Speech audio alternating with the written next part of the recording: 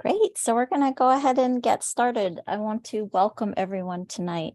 I also want to acknowledge that we are based in and doing work from communities in the unceded territory of the Wabanaki Confederacy.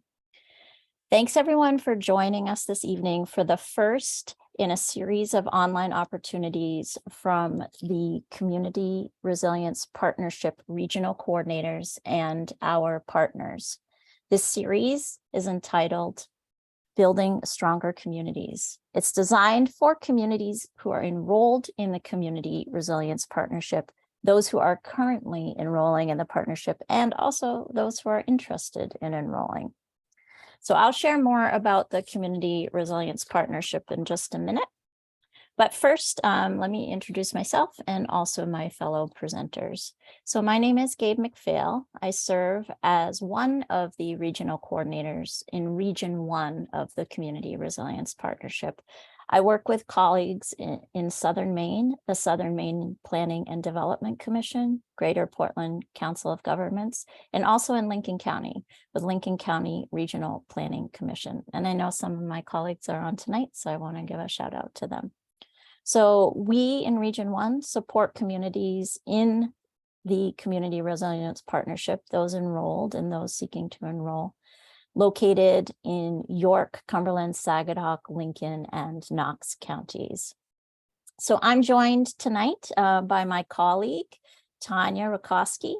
Tanya is the regional coordinator for Region 2, which covers Waldo, Hancock, Washington counties.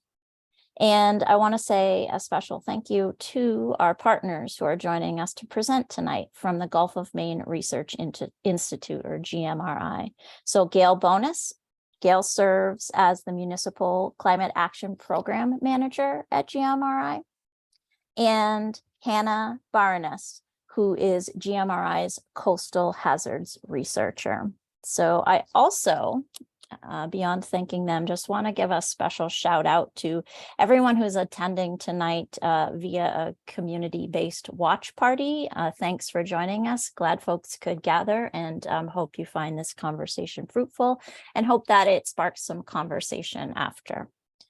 So again, a reminder that this event is being recorded for later viewing. So hopefully not to be too boring or redundant, I am going to just go over quickly the Zoom etiquette just as protocol for this meeting. Stay on mute unless you're speaking. If you have anything distracting going on, it's best to keep your video off, but otherwise it's fine to have your video on. We like to see faces. If your name does not appear as you would like us to respond to you or address you, please rename yourself in whatever way you would like us to identify you. And there's some instructions on the screen as to how to do that. I don't think anyone is joining us by phone tonight, so I will not share any information about phone participation unless I see someone come on via phone. Importantly, you may have questions that come up throughout the talk tonight. And so I really encourage you to put those questions in the chat. We are going to start with chat questions first when we get to the Q&A, and then we'll move to verbal questions. So throughout the presentation, we'll be collecting those questions and we'll be making sure to address them during the Q&A portion of the evening. So a quick overview of what we will be covering tonight. First, I'm going to give a quick introduction and sort of lay of the land and provide some context to these talks and the climate resilience work that is being done by communities, not just through the Community Resilience Partnership, but across Maine. And then I'm going to turn things over to our colleagues at GMRI. And we're going to look at sea level rise. So we're going to do a little sea level rise 101. We're going to talk about some adaptation strategies. And then Tanya and I are going to share a bit about some examples / case studies of communities that are enrolled in the Community Resilience Partnership who have received grants from the Community Resilience Partnership and are using those funds to adapt to sea level rise in one way or another. And you'll see there's a wide variety of ways that communities are addressing sea level rise, and it's usually not just in isolation. They're doing a whole bunch of other things while they're taking climate adaptation into the work that they're doing. So let's go back to where I said I would tell you a little bit more about the Community Resilience Partnership.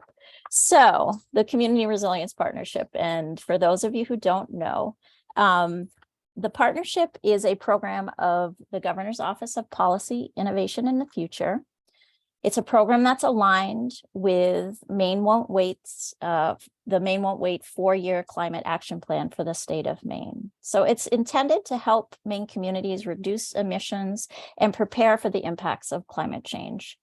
The partnership provides both grant funding and technical assistance, direct support to municipalities and tribal governments for climate mitigation and climate adaptation projects.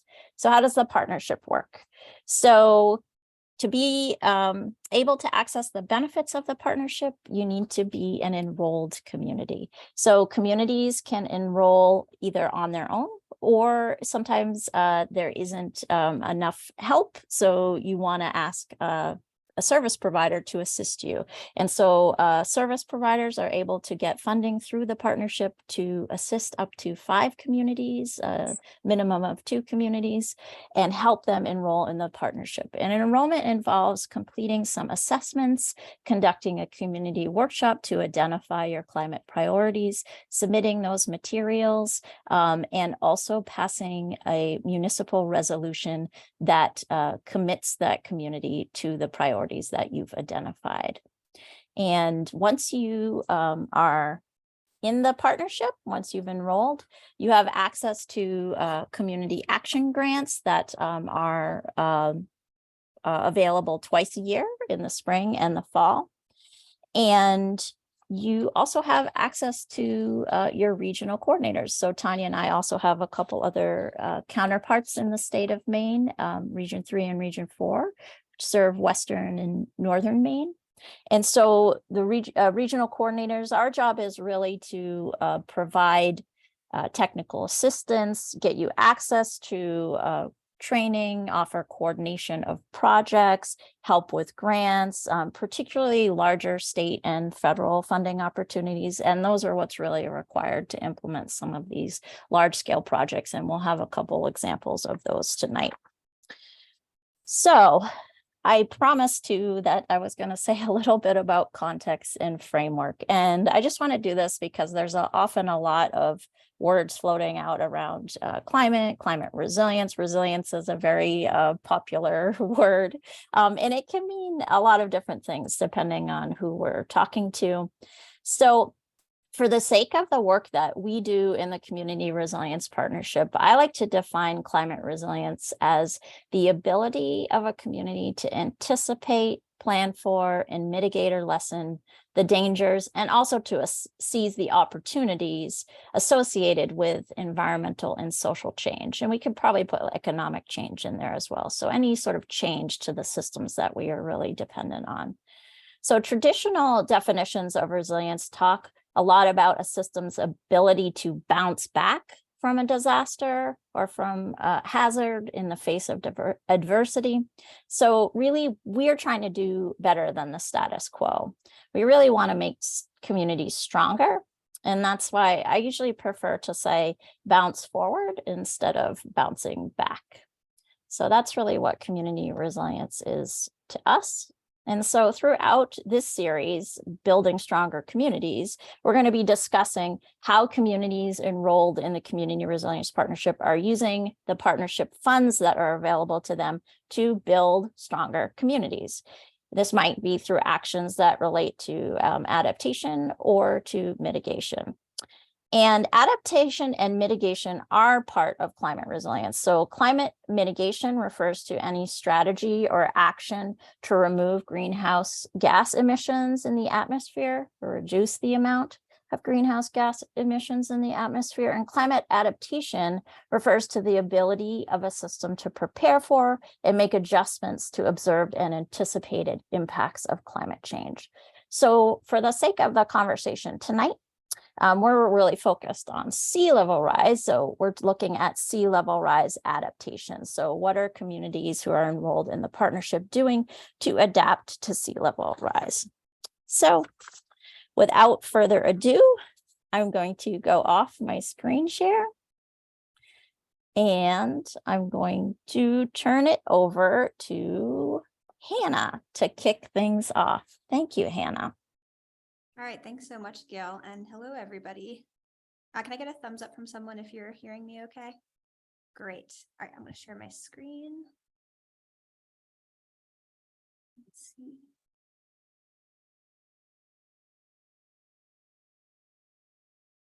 Cool. Thanks, Gabe, for the second thumbs up. It's the scariest part always is making sure that screen share and stuff work. So it's so great to be here with all of you tonight. Thanks for taking time out of your evenings to learn about something that those of us presenting spend a lot of time thinking about. We're really looking forward to sharing with you. So I'm more just on the providing information side and really looking forward to hearing from Gail, Tanya, and Gabe later about actual sort of action steps communities can take. So we'll talk about why sea level rise is occurring, what we think is going to happen in the future in terms of sea level rise, what the impacts of sea level rise in Maine are, and then some resources that are out there for assessing sea level rise and coastal flooding hazards. So this is a graph just showing inches of sea level above relative to 2000 sea level over time. So we've experienced about 7 inches of sea level rise in the last 100 years, but about 5 of those inches have occurred since 1970. So not only is sea level rising, it's rising faster and faster. So up until now, most sea level rise has come from mountain glaciers melting and warmer ocean water getting warmer and just taking up more space, because when water is warmer, the molecules vibrate faster and the ocean gets bigger. The thing to point out here is that relatively little sea level rise has come from Greenland and Antarctica so far. And we'll talk more about this in a bit, but these are the massive ice sheets that are sitting on top of the North Pole, that's Greenland, and then in the South Pole, that's East and West Antarctica. And one thing that's sort of curious, so this gray line is the global average sea level rise, but when you look at sea level rise in the northeastern United States, it's been quite a bit faster than the global average. And it turns out when you look at sea level rise throughout the country, throughout the world, the rate of sea level rise varies quite a lot. So all of these circles are places where we've had a tide gauge sitting in the water for long enough to assess long-term rates of sea level rise. And where you see reds, we're experiencing faster rates, like faster than the global average. And then where you see blues, we're actually seeing sea level falling. And so there are all kinds of local processes, in addition to sort of those large scale ice melting type processes that I showed on the first slide that contribute to sea level rise. So you experience sea level rise if the ocean goes up, but also if where you're standing on land is going down, you will experience sea level rise relative to where you're standing. So for example, that's what's going on up here where sea level is falling. The earth has a crust that moves, and those forces cause earthquakes. They also cause Earth's crust to kind of buckle in places, and you have land uplifting along the Alaska coast. So that's why it looks like sea level is falling. On the other hand, the fastest rates of sea level rise in the country are along the Gulf of Mexico coast, where we've been extracting oil and water from soft sediment, and that loss in pore water pressure causes the ground to settle. So where we are in the Northeast in the Gulf of Maine, we have sea level rising faster than the global average for 2 reasons. First, the Gulf Stream, which is the big current that moves warm water from the tropics up towards Europe, is slowing down. And normally it sort of pulls water away from the Gulf of Maine coast as it turns eastward. And as it slows down, you can kind of think of the ocean water as sloshing back up against the coast. And then second, a lot of North America was squished by ice sheets about 20,000 years ago. And that actually sort of caused the Earth's crust to depress in some places and uplift in others. And as we adjust from removing that load from the crust, we're experiencing, land is uplifting kind of up around Hudson Bay where the thickest part of the ice sheet was, and we're sinking a little bit in the Gulf of Maine where the crust used to be bowed upwards. All right, so that's kind of the story about what's been going on to date. But if we look out into the future and think about how much sea level will rise, we often see pictures that look like this. The axes are not important. This is just sort of a general point. So this is showing sea level change from the year 2020 all the way on the left. I know the numbers are tiny, out to 2150 all the way on the right. Through about the middle of this century, we have a pretty good idea of what's going to happen. Like the spread in possibilities is not too big. But by the time you get out to like the 2100, then 2150, it's literally saying there's a 10-foot range and like what could happen.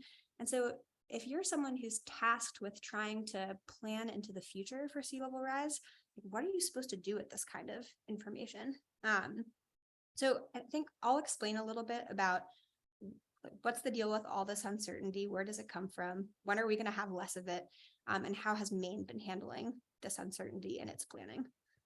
So, like I mentioned, so far, relatively little sea level rise has come from Greenland and Antarctica, about 2 inches, 1.8 inches in total. If you were to melt the entire ice sheets, you would raise sea level over 200 feet. And I'm not saying that's what's going to happen. It's just that there is a lot of ice locked up in those things. And so far, they've been relatively stable. What we now know to be true is that as we heat up the planet, there are these sort of physical thresholds we can cross with the ice sheets. You can think of there being like this gate almost that's holding, that's keeping the ice sheets melting slowly. And at some point you warm enough that you lift the gate, and suddenly you get much more rapid melt of ice sheets than we've seen so far. That's not reversible, kind of on the timescales that humans think about. That being said, there's still a lot of uncertainty in when we reach those sorts of tipping points. And then once we reach them, how fast these processes kick in. So that's why we have a pretty good deal about what's going to happen until sort of midway through this century. And then after that, it's all about like, what are humans going to do? Are we going to continue warming things enough that we might cross these thresholds? And then when exactly do we reach them? The good news there is as time goes on, we'll have a lot more certainty in like what humans are doing. So how much things are going to warm. And there's been a massive push to put a lot more instruments out in Greenland and Antarctica to try to actually measure the response of these ice sheets and what they're doing. So the picture will become clearer. All right, and Maine has done something really, really great. They've said, okay, I know there's a lot of uncertainty. There are a lot of scenarios out there, but let's get on the same page and agree as a state what we are going to commit to managing statewide. So a panel of experts came together and wrote this fabulous report, The Scientific Assessment of Climate Change and Its Effects in Maine. And they looked at all the scenarios out there and said, okay, what we think is most likely going to happen. We are going to commit to managing 1.5 feet of sea level rise in 2050 relative to the year 2000 and 4 feet of sea level rise in 2100. And this 4-foot number, to reach that value, we would need to have pretty significant contributions from these ice sheets. So it's somewhat of a conservative estimate for sea level rise, but it's very kind of reasonable and a good planning target. And even as new reports have come out and these numbers have changed a little bit, these values have continued to be very good planning targets. So one thing I often think about is like, okay, what's the big deal about 1.5 feet of sea level rise, especially given that where we live in Maine, we have these huge tide ranges relative to 1.5 feet. And I think perhaps the easiest way to think about it is in terms of the frequency of coastal flooding. So I took where I live in Portland, Maine as an example. And in 2000, we were experiencing flooding on high tide. So sunny days, no storm, just a regular old high tide, or, a higher than average high tide, about 3 days per year. If you raise sea level 1.5 feet, suddenly you start getting high tide flooding over 100 days a year. You raise sea level 4 feet, you're flooding nearly every day. And that might seem like kind of bonkers that, this much sea level rise could literally change the way we have to interact with the built environment that we live in. But if you think about it, the built environment was built to sort of just like withstand a certain sea level that we expected to maintain, to stay constant. So an analogy I like to think of is, we built door frames for people that are the size that, we think most people are. So maybe the very tallest people right now will bonk their heads on door frames when they walk through doors. But suddenly, if you put everybody on 6-inch stilts, you'd have people who are like not crazy tall, but pretty tall bonking their heads. And that represents a lot more people. You put everyone on 1-foot stilts, and then, a ton of nearly everybody who's an adult is hitting their head on a door. Same deal with sea level rise. And then a few additional impacts to think about beyond coastal flooding. As the level of the ocean rises, you just have more water pushing up against the freshwater saltwater boundary for aquifers that reach the coastline. So you can end up having saltwater contamination of coastal ponds and groundwater aquifers. Like our built environment, natural environments or natural ecosystems such as beaches, dunes, bluffs, salt marshes, those are also environments that are really like meant to be at a specific elevation relative to sea level. So for example, that Maine scientific and technical report I mentioned before reported that if you raise sea level 1.6 feet, you lose the majority of your dry beach area. And then same deal, salt marshes are designed to be at a very specific elevation within the tidal frame. So thinking about salt marsh vulnerability to sea level rise is something a lot of folks in the state are doing good work on right now. All right, last little bit from me is talking about some resources that are out there. How am I doing on time, Gabe? Because I could skip this. I don't have a clock with me. You're doing great. You got about 3 more minutes. Perfect. Okay, chime in if I go over, but I think I can wrap it up by then. So you all are likely familiar with FEMA's National Flood Insurance Program publishing these flood insurance rate maps. So they are mapping the floodplain of the present day 1% annual chance flood event, also colloquially sometimes called the 100-year flood event. So in any given year, it has a 1% chance of happening. On average, it'll happen once every 100 years. The tricky thing with these is these are for quote current conditions, but often really they're like historical conditions when sea level was lower. They're also sort of county by county. They're created with different methodologies. Some are sound, some are not.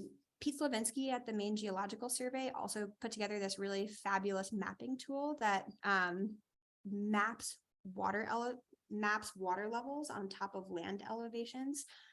So it takes highest astronomical tide. So that's like just the highest tide you would expect to see within a 20-year period. And then says, okay, if you were to raise water level 1.2 feet above that, then we're 1.6 feet above that, what areas would be underwater? This is often called a bathtub approach to mapping flooding because it's assuming that if that water level raises by the same amount everywhere and that everything below that elevation will be underwater. The tricky thing with that is if you think about a storm, imagine like blowing a giant powerful fan over a bathtub, your water surface elevation is going to have a slope. And that's exactly what happens during storms. So here's an example from Boston where if you just you take a water level and you map it onto topography, you get the same flood extent everywhere. But then if you actually we call it dynamically simulate what the effect of wind during a storm does to water, you get this sort of sloping water surface and it's higher where the reds are. So this is probably a nor'easter hitting the Boston coast. And then you can even do things like put dams in your model. So you can see that water can't overtop dams. So one thing that's very exciting, this approach is coming to Maine. Their Maine DOT is funding the development of a statewide flood model that will simulate the combined effects of sea level rise, tides, storm surge, waves, and even river flooding. And we expect it to be done late 2025. There are some other existing models and pockets of Maine, but I think I'm out of time, so I'm gonna stop talking, and my email address is up here. So if you want to learn more about that coming Maine DOT model or any other existing models in the state, please reach out to me. And again, thanks so much for your time.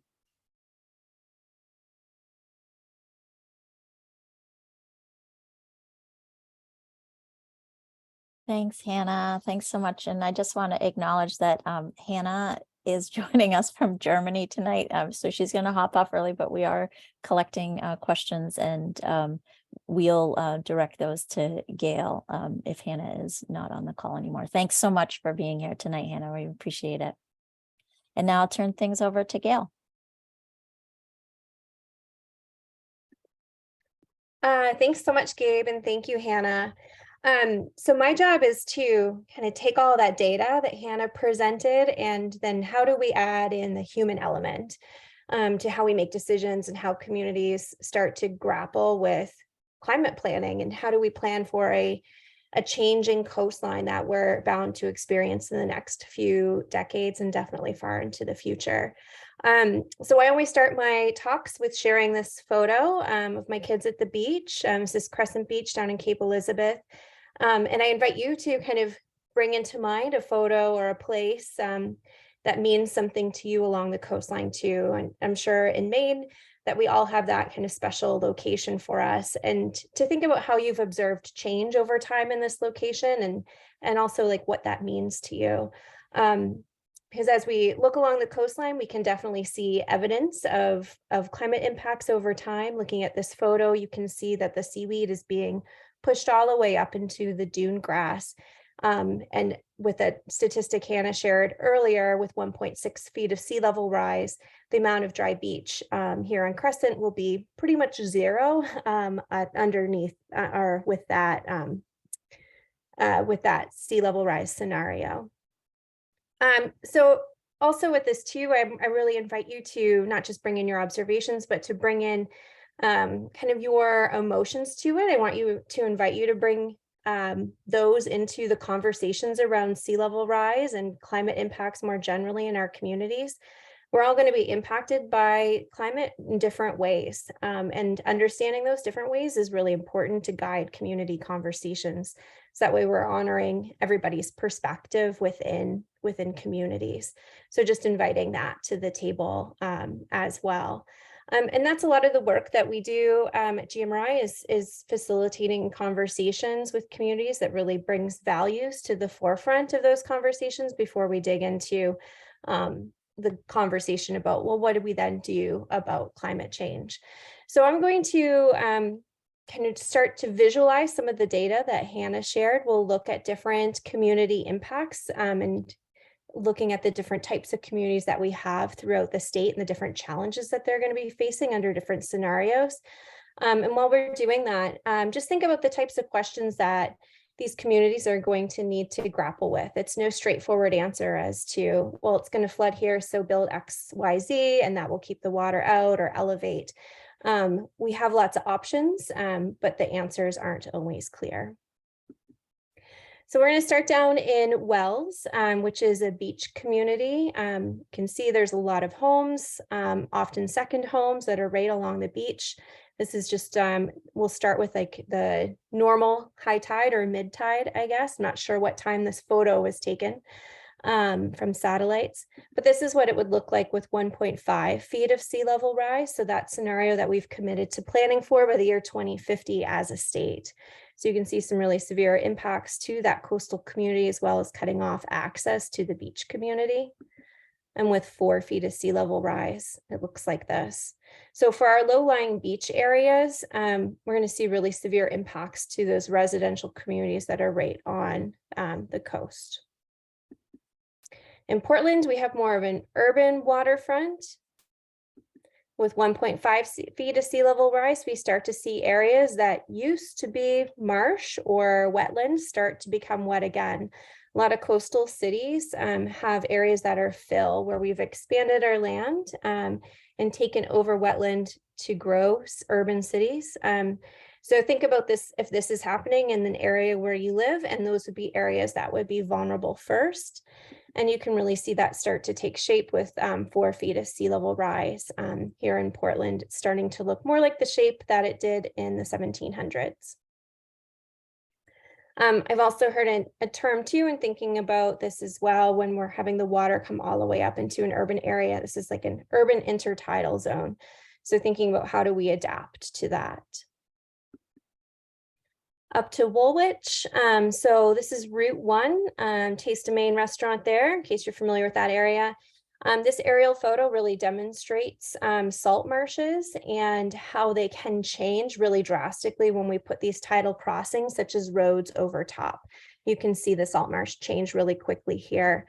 An interesting project happening in Woolwich now. I'm not sure if Gabe or Tanya are planning on highlighting that one, but they're currently elevating this roadway. So I'm very curious to see how that work impacts the marsh health in that space. Some reasons for doing that, with 1.5 feet of sea level rise, Route 1, which is a major corridor for here, will be cut off. With 4 feet, it will be flooding really frequently. So that's a high priority area for investing action now. As is Damascotta, again, there's a project that is planned here. Their Maine downtown is right in this view. With 1.5 feet of sea level rise, you can see a lot of water coming into a parking area and a lot of where their kind of economic engine is for the community, flooding a lot of basements for those buildings. 4 feet of sea level rise, it's pretty much half of their downtown will be underwater. So they're currently working on, back up a second, a seawall to block off water from coming into the parking lot area, as well as raising that parking lot area. So adapting to keep the water out. All right, and not to forget our tidal rivers in Maine. So popping up river to Bangor. For any of our rivers before a dam comes into play are also experiencing tides. So Bangor is also will be impacted by sea level rise. Again, these are kind of not as accurate as looking at this model. As Hannah mentioned, this is a bathtub model, and there's a lot of factors at play. Rivers are also experiencing water coming down through the watershed, fresh water from ice melt and precipitation. So a lot of factors at play with flooding, but sea level is definitely one of them too. And this is an area where we do need to do more research to understand how the salt water and the fresh water influences will impact flooding in our tidal rivers. But for just sea level rise, this would be 1.5 feet and 3 feet along their downtown area.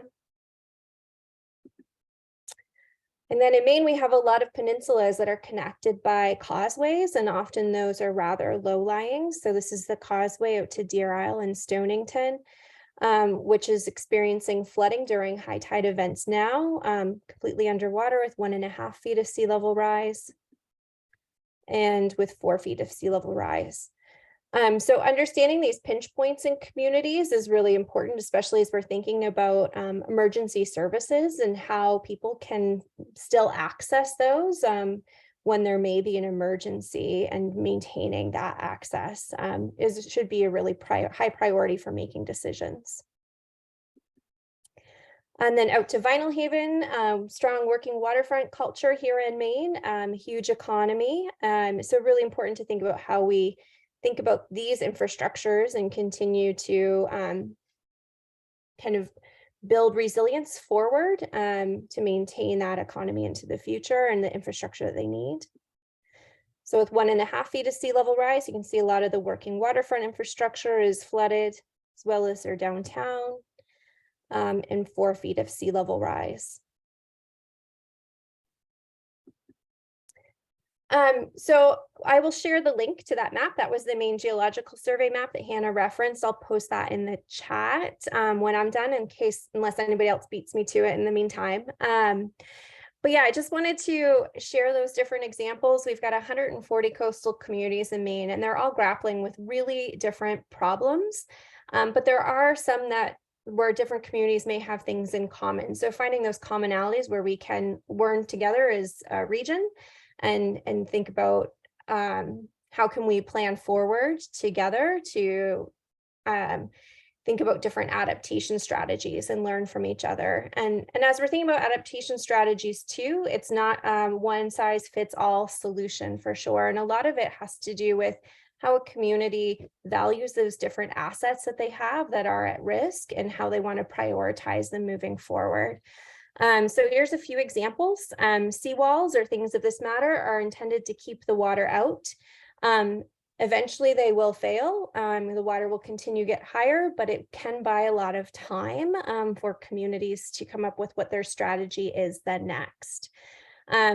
We could decide to live with water. So elevating structures is also an option, and that's starting to happen in some locations, particularly in southern Maine and our southern states. And nature-based solutions is also a really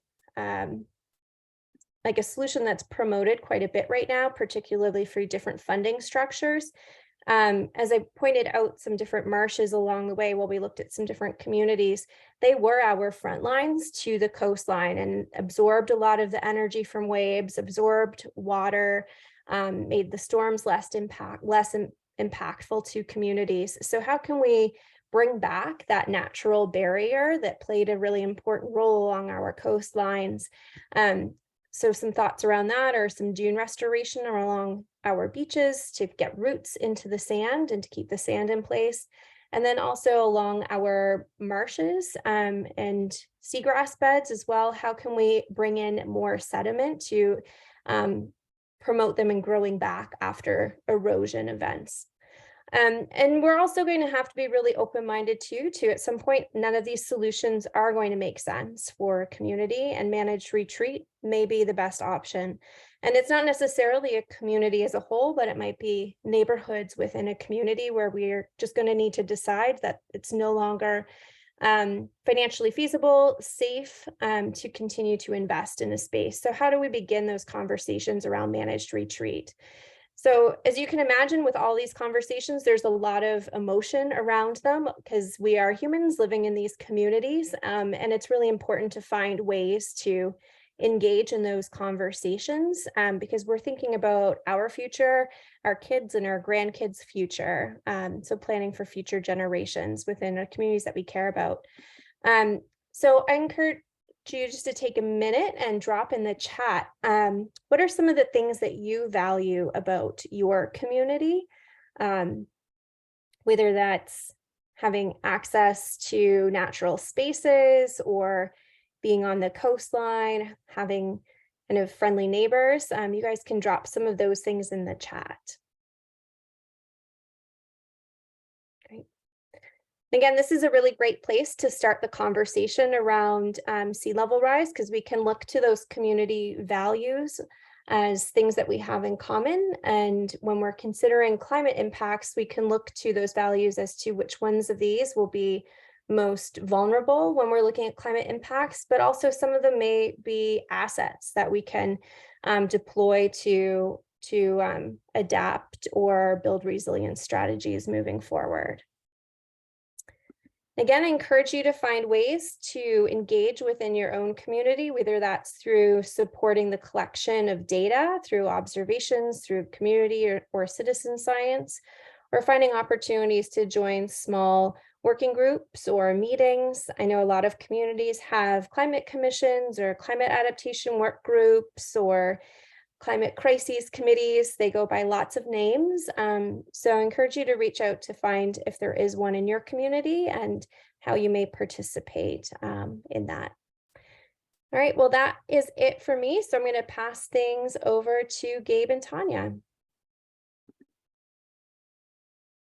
Thanks so much, Gail. Great to have both you and Hannah, and just thinking so much too about there's so many nuggets that we can take from what you've shared. But I really love the concept similar to bouncing forward versus bouncing back, but the idea of communities planning forward, and not just planning forward on their own, but planning forward together. And hopefully some of the information that Tanya and I will share will highlight how communities are planning forward. And through opportunities with the Community Resilience Partnership, and one of the roles of the regional coordinators, Tanya and myself and our colleagues, is really to help connect communities that might be able to share resources, even projects at times. I'm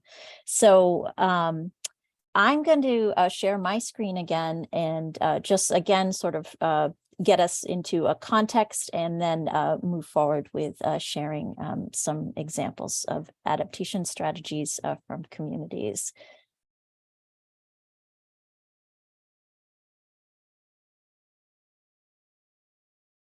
So, can everyone see my screen? All right, great. Thank you so much. Just a reminder to please keep putting your questions in the chat, and we will be sure to continue collecting those. And many thanks to Dave Reed Miller at GMRI and to Hannah at GMRI for answering questions that have been put in the chat already. Thanks so much. So building climate resilience. So one thing I think when we talk about this, especially as communities are starting, is the feeling of like overwhelm, because like, where do you start? And the idea is like, really, there's so many avenues to building stronger communities. And chances are, your coastal community is probably doing something already, and it might not appear immediately as what you think of as a climate adaptation. But this is a great community resilience building cycle that was generated by Parker and Nathan with the Maine Climate Change Adaptation Providers Network. And so it just gives you a sense of a community could be anywhere sort of on this circle, and it's really a continuum. So it's an iterative process, it's ongoing. We're always kind of going back and reevaluating when we have more information, when things in communities change, when the science changes. So you'll notice in the examples that Tanya and I share with you tonight that a community might be doing work where they're assessing their risk to climate vulnerabilities, climate impacts. They might be at a place where they've done a project and they're sort of evaluating where they are and figuring out, okay, now that we've done this, what's our next step? What's our next plan of action? And then there are also going to be examples of implementation. So adaptations that are being moved forward to some smaller projects, some larger projects. They all involve planning somewhere along the way. Make a plan is definitely something you'll see a lot tonight when we share these examples.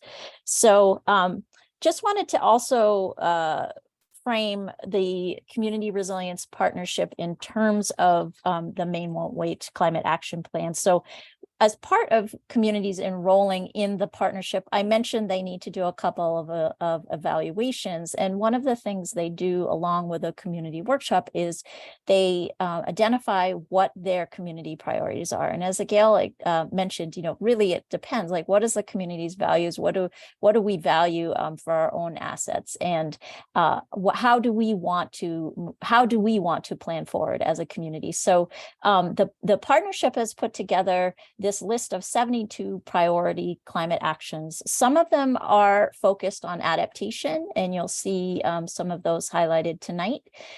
And some of them are focused on mitigation. So reducing greenhouse gas emissions are focused in areas of like understanding what a community needs to do to reduce greenhouse gas emissions, or doing a greenhouse gas inventory. So all of those things are part of this 72 priorities checklist as well. So the list of actions are divided into strategy areas, and these strategy areas are what directly relates to the Maine Won't Wait Climate Action Plan. And so the sea level rise projects usually fall under strategies E through H, and these can involve anything from protecting the environment and promoting natural climate solutions. Gail mentioned that around all of the different landscape and green type infrastructure opportunities that are available, building healthy and resilient communities, investing in climate ready infrastructure, and also engaging Maine people. So thinking about all of the different ways that communities are engaging with each other and different committees, as Gail mentioned, citizen science projects. So all of those different things fall under these opportunities that are available for funding through the Community Resilience Partnership. And I'll be sure to put a link to the partnership website where you can find this list. You can download, it's an Excel file, and you can download it from the website. Okay, so without further ado, with that little bit of context, I'm going to go ahead and turn things over to Tanya, and we will learn a little bit more about some communities in Region 2.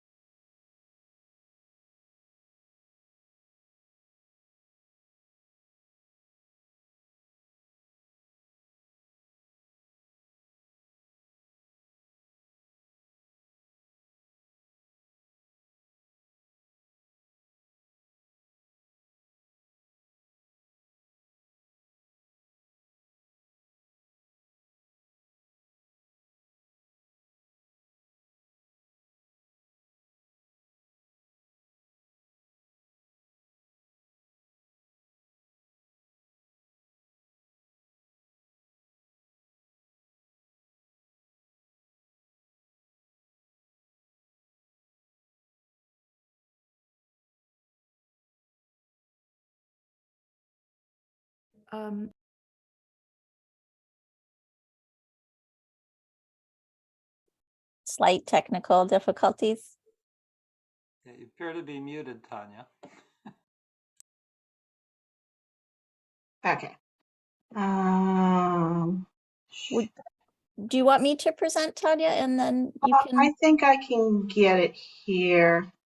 I'm just working on one screen. Sure. I think we're all There we go. used to, and There- there has to be at least something that happens for technical challenges during these presentations. So Right. Okay, and then don't cross slide. There we go. Okay. Are we perfect. Okay. Yep. So hi, I'm Tanya. I am from the Region 1 area, so that's Hancock, Waldo, and Washington County. I'm also a little bit of a science fiction fan, so I'm going to make stupid references because that's just how I am. This is the town of Machias that we're looking at right now. This is a view from the dike. The dike was built in the 1850s on dirt and logs. And then we built Route 1 on top of it. So it's our major north-south corridor. The main part of town is back here in the downtown area. In the foreground is some commerce that's built out into that area. It used to be a wetland. Now it's where the Dunkin' Donuts is. So it's incredibly important that we remain connected the whole way through town. So this dike is right in the middle of town. On the right is the Middle River, and on the left is the Machias estuary. So as you see, downtown Machias is at its best about 9 feet above sea level. We have quite a lot of commercial activity going on the dike. All these cars parked here is an informal flea market. And we also have a major ATV trail. That's the Sunrise Trail and a walking trail running through town. So this is an incredibly important part of infrastructure, and it's right downtown. So it's been a challenge for us to think about how we're going to plan for resilience when we have this kind of thing happening in the center of our town.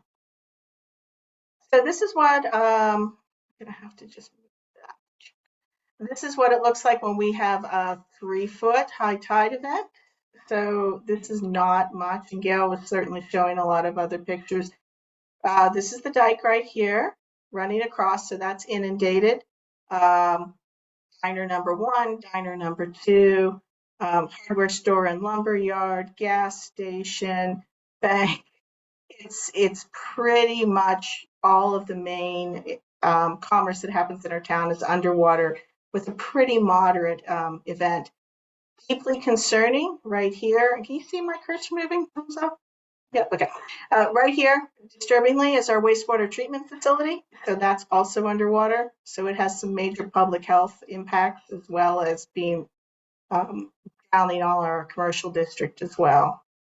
So when we have a night when, the winds are blowing and the king tide comes, we do not get Aquaman in our town. What we get is this. This is flooding right downtown. Right there's the diner, gas station, just a little bit above water in this photograph. So this is a king tide. You'll notice we don't have any kind of event happening. It's just a normal cloudy day in Machias. These blue sky events are happening more and more for us. I've appreciated you guys talking a little bit about them already. So this is our pier.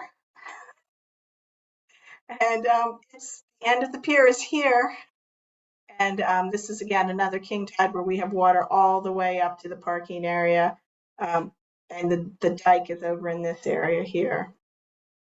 This is a photograph from the dike after we've had a big event. This is all seaweed. So this has come across the dike and just sat there. So we have events where we have water this high going on. And again, this is not a storm.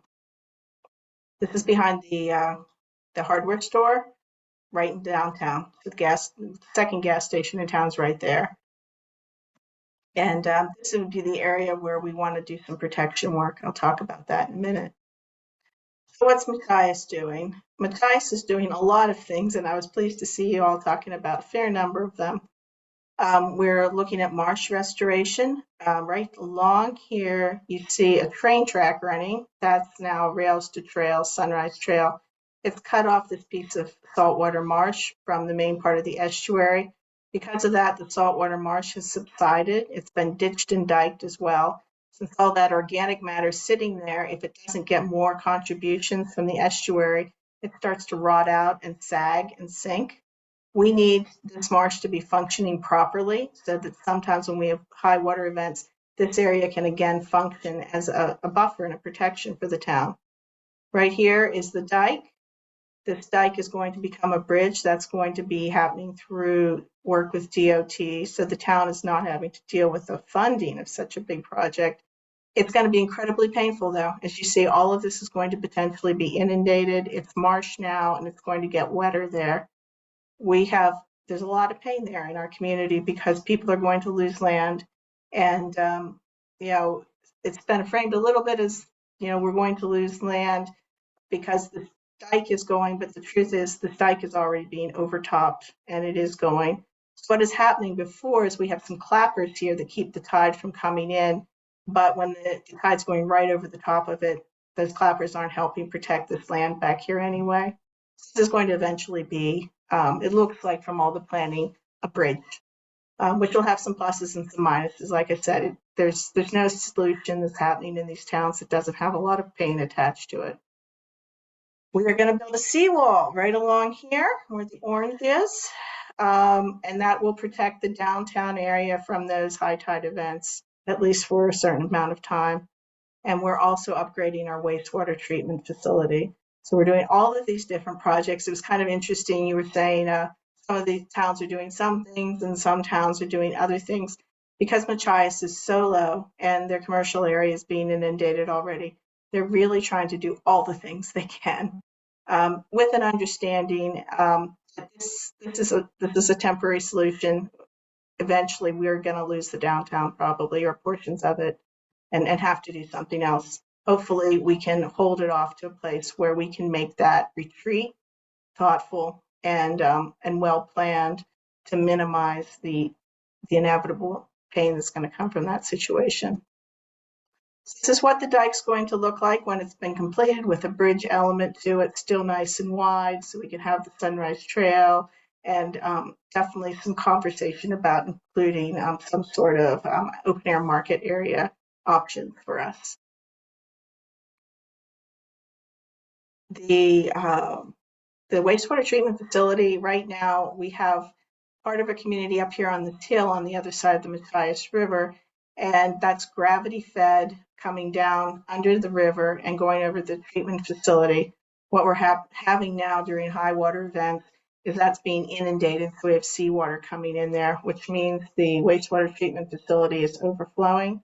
We're having, unfortunately, releases of sewage out here, which has a big impact, not just for public health, but also the clamming community is trying to make their living down here and further out. And so we're having clam flat closures. So this is being upgraded so that the station can pump even when we're having a high water event, so we don't have overflows, or we will probably still have occasional overflows, but limited. Let's see. This is the Sunrise Trail running down along and over the dike into the downtown. And back here is Shopping Marsh, which you can see is a big mud flat. It's not really functioning as it should be for a tidewater marsh. See how much lower it is than sea level right here.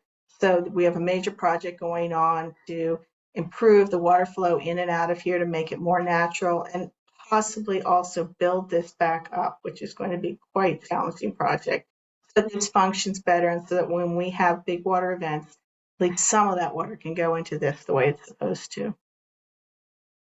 Lastly, we're going to do a seawall. So this will be along the Matthias River. This is behind one of our busiest hotels.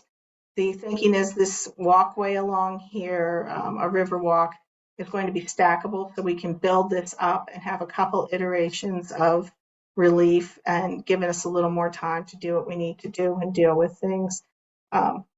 So 4 different projects going on, a town that's not too big. We have just over 2,000 people.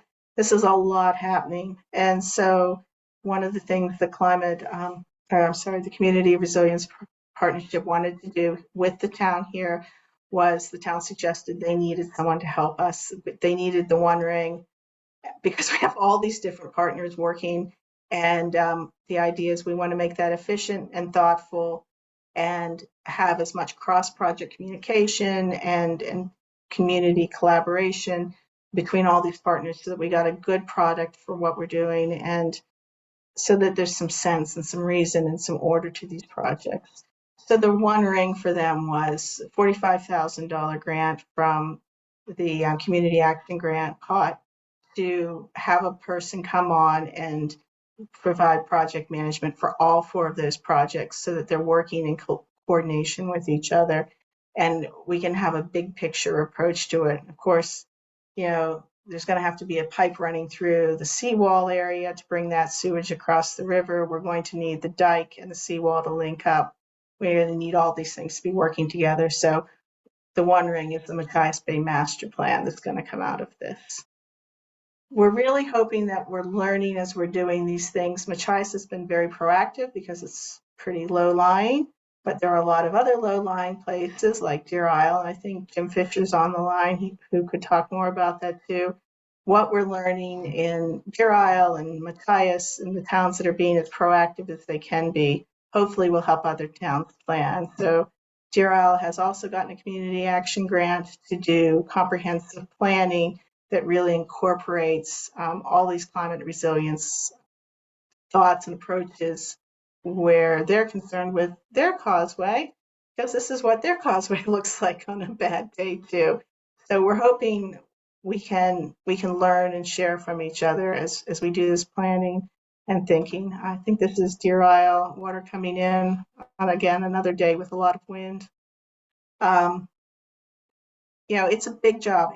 And that's the thing. These are huge problems being directed at very tiny towns, and the capacity there is not great. The will and the community resolve is fantastic. They want to keep these communities, and we should be able to find a way. Ideally, the Community Resilience Partnership can help them get the technical support they need, the grant writing, so that we can find the money, get the grants, get the assistance to make sure these communities really remain really vibrant and livable and the beautiful places we enjoy. So thank you, and this is more sea level rise. This is an exciting moment down on Scudic Point. So thank you guys for listening, and yeah, shoot us questions. Great. Thanks so much, Tanya. And for folks that do have to jump off, this recording will be available, and we're close to wrapping up, and then we'll move to questions, but just wanted to give folks an opportunity to make sure you put your questions in the chat, so we can get them answered. And anyone who's registered for this talk will get an email regarding follow-up with questions and the recording for the presentation.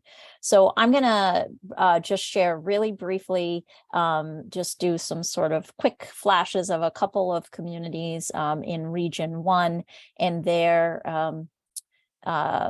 how they've used their community action grants to address climate adaptation. So I'll share my screen, and we can just look at those two communities real quick. So the first one, which is kind of an interesting approach. And so as I mentioned, I work with several other colleagues as a region. We are together regional coordinators as a collaborative for Region 1. So Southern Maine Planning and Development Commission is one of those collaborators in our region, Region 1 coordinator collaborative. And so Southern Maine Planning and Development Commission applied to the Community Resilience Partnership for a service provider grant to work with several communities in Southern Maine. They also, on behalf of Biddeford, Kennebunkport, and Kittery, applied for a multi-municipal community action grant. And so if towns see regional opportunities, and here's one, they're doing a cohort approach to climate adaptation planning.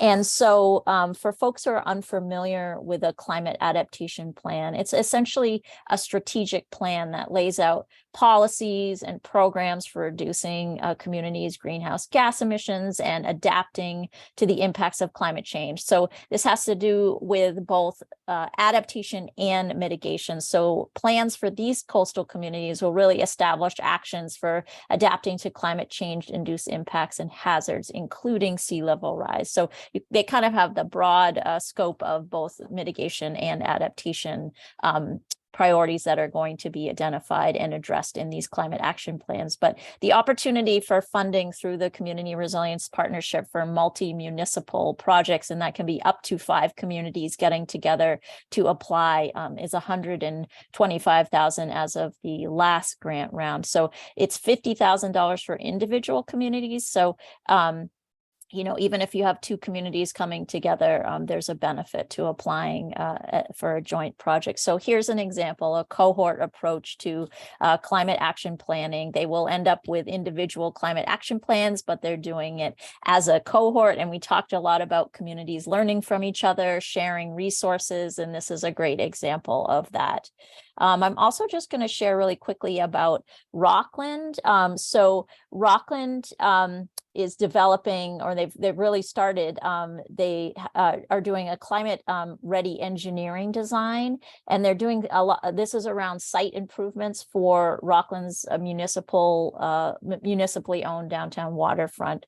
So it's really what they need sort of as a preliminary engineering to begin to get funding that they need for implementation. So they have a bunch of ideas that they're going to integrate, and here you'll see a preliminary engineering concept drawing. So it's not just about, we need to raise things for sea level rise, but it's really about thinking about how the community is using this downtown waterfront. What sort of enhancements can we do as we are adapting to sea level rise to build a stronger community overall? And so they're thinking a lot here about not just climate resilience, but like the social resilience and enhancements of the community as well. So this was a $50,000 community action grant that is covering the cost of the preliminary engineering and these concept designs that they need to move this project forward.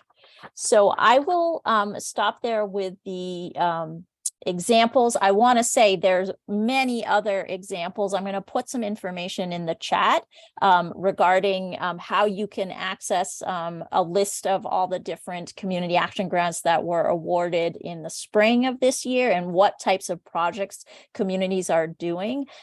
There is another round of community action grants being awarded very soon, likely the very beginning of December. Communities who applied in September will hear if they received an award, or excuse me, I think they applied in October, and see if they received their awards for the projects that they want to implement. And the next round for communities who are enrolled in the partnership will be March of 2023. So here's all of our contact information. Please do reach out with questions. If you are an enrolled community, you hear from me, and you will be hearing from me more often if you're in Region 1, and likely you've already heard from me somewhat, or from colleagues in our cohort. Again, that is Southern Maine Planning and Development Commission, Abby and Karina, you probably know, GPCOG, Greater Portland Council of Governments, that's Sarah Mills-Knapp. And then my colleagues, Emily Robbie and Laura Graziano at Lincoln County Regional Planning Commission. And so any one of us we are the Region 1 coordinator collaborative, so do reach out to us. And if you're in Region 2 community interested in the partnership or an enrolled community, Tanya is your contact person. So again, if folks need to jump off, please do. This recording will be made available to you via an email sent to everyone who's registered. I'm going to stop my screen share and see if there's any questions, and we can open it up to those questions.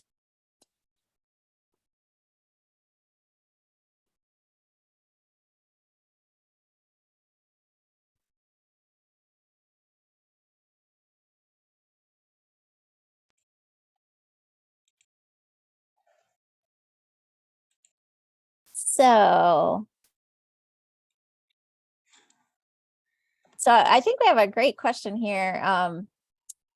And first off, I just want to acknowledge some of the questions that are in the chat have been answered. When Hannah was on, she was able to answer a question. Dave Reed Miller from GMRI has also been answering some questions. Thanks, Dave. And also Gail, thank you for answering some questions as well. And I will just say to Tracy, I will do my best to answer your question as well for the island communities that are part of the city of Portland.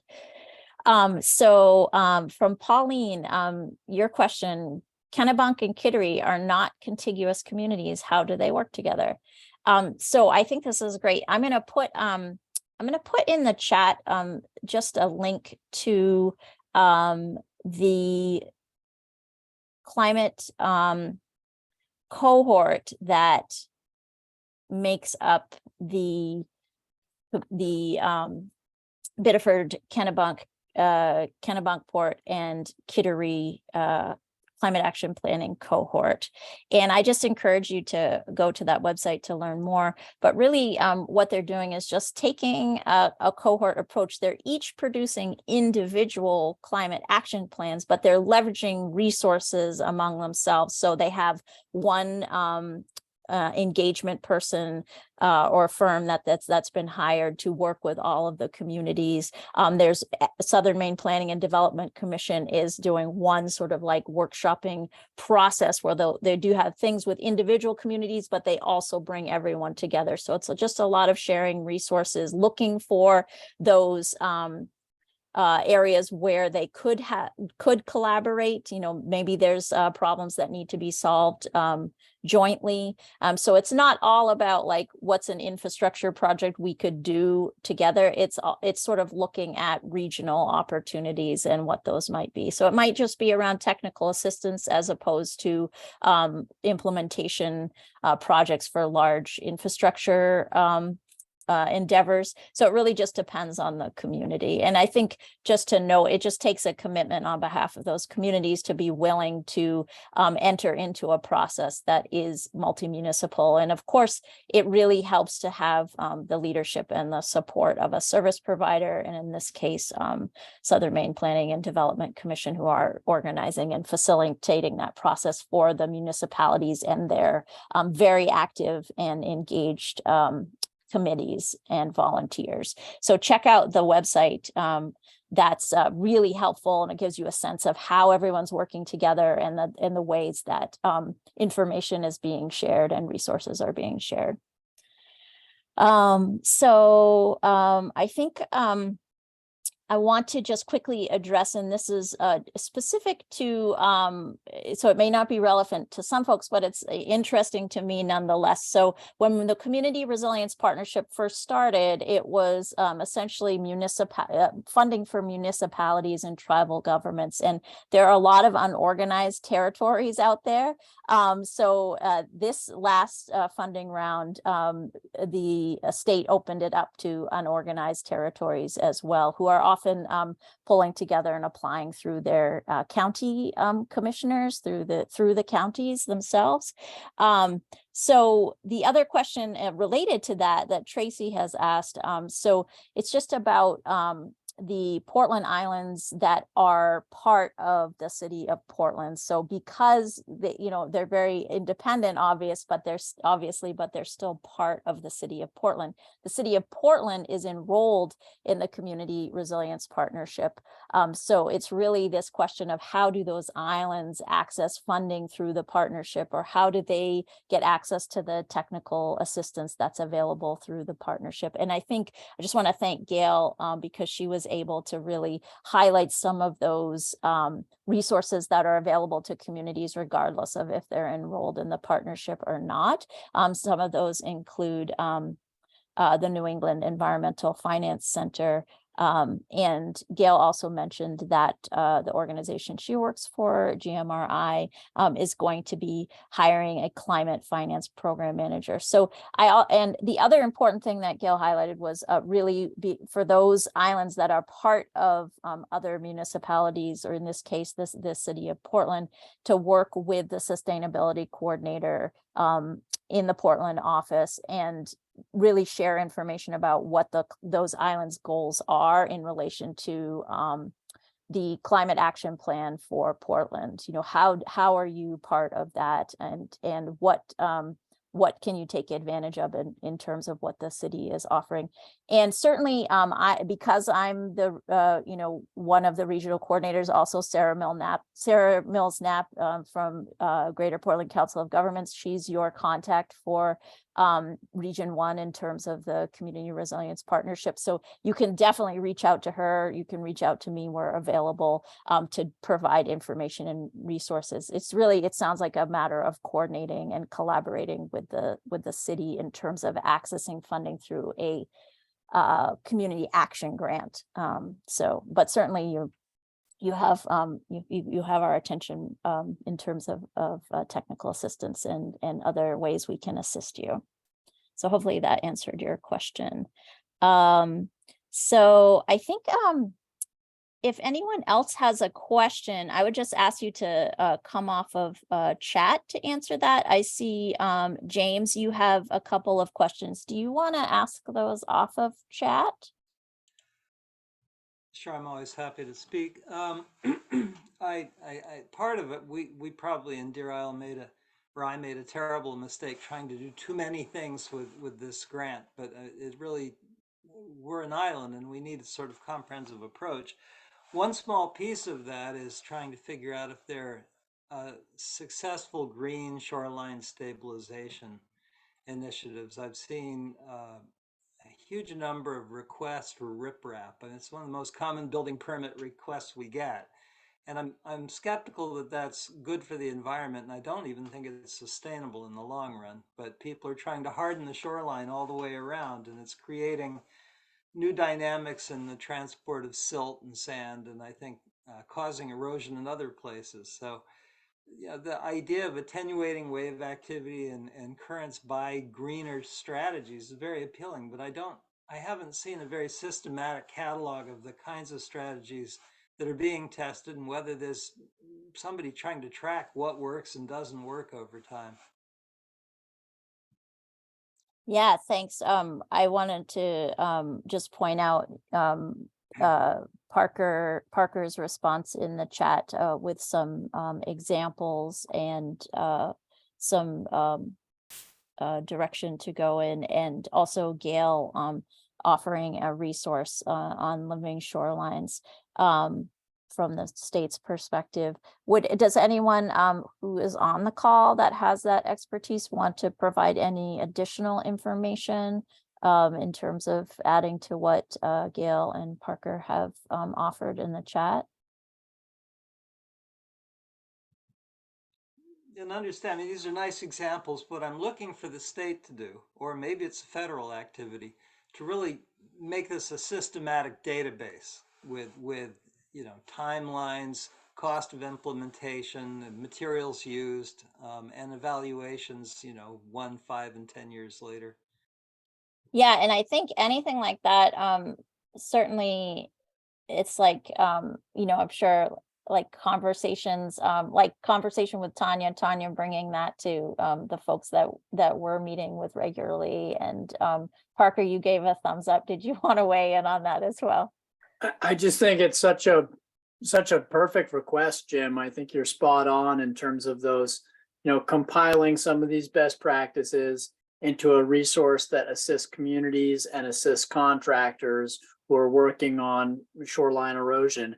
I think you've really hit the nail on the head in terms of a resource that's needed. And there's a lot of folks who have a lot of expertise in this arena. And I think they're kind of working in that direction, but it's great to hear there's such a specific need from Deer Isle and others.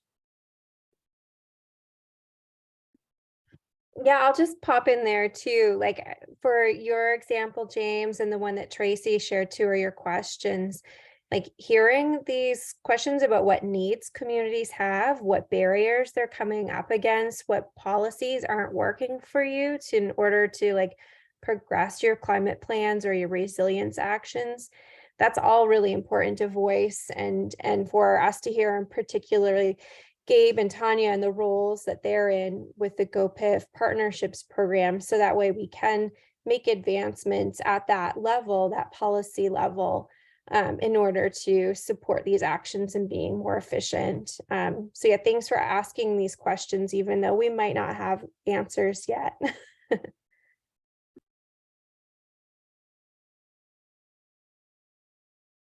Do folks have any other questions you would like to ask before we call it a night? Gabe, hidden in the chat, there's a great question that Dave asked, and actually it was one I had too for Tanya. Like you shared such an awesome example of the multiple approaches that Machias has in their plan, and the process for getting to that plan must have just been really quite gnarly. I think that's Dave's word. So could you elaborate a bit on that process and who was involved and maybe some lessons learned through that? Sure, I can tell you a little bit because it was gnarly. I've only been involved in parts of it.